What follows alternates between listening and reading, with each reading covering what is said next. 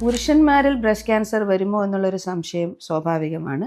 പക്ഷേ സ്ത്രീകളെ കഴിഞ്ഞ് വളരെ വളരെ കുറച്ച് റിസ്ക് മാത്രമേ ഉള്ളൂ പുരുഷന്മാരിൽ ബ്രസ്റ്റ് ക്യാൻസർ വരാൻ. എന്നിരുന്നാലും ഒരു ചെറിയ ശതമാനം പുരുഷന്മാരിലും ബ്രസ്റ്റ് ക്യാൻസർ കാണാറുണ്ട്. അതിൻ്റെ കാരണം എന്താണെന്ന് വെച്ചാൽ ഞാൻ നേരത്തെ പറഞ്ഞ പോലെ ഗ്ലാൻഡുലാർ ടിഷ്യൂവിലാണ് വരുന്നത്. അപ്പോൾ പുരുഷന്മാരിൽ സാധാരണ ഗ്ലാൻഡുലാർ ടിഷ്യൂ വളരെ കുറവാണ്. പക്ഷേ ലിവർ ഫെയിലിയർ ഉള്ള ആൾക്കാരിൽ ഗൈനക്കോമാസ്റ്റിയ പോലെയുള്ളൊരു കണ്ടീഷൻ കാണാറുണ്ട്. അതായത് ബ്രസ്റ്റ് ടിഷ്യൂ കൂടുതലായിട്ട് കാണുന്നത്. അങ്ങനെയുള്ള പുരുഷന്മാരിൽ ബ്രസ്റ്റ് ക്യാൻസർ വരാനുള്ള സാധ്യത കൂടുതലാണ്. പിന്നെ വേറൊരു കാരണം എന്ന് വെച്ചാൽ അതായത് നമ്മുടെ ഹോർമോൺസുമായിട്ട് വളരെ ബന്ധപ്പെട്ട ഒരു ക്യാൻസറാണ് ബ്രസ്റ്റ് ക്യാൻസർ.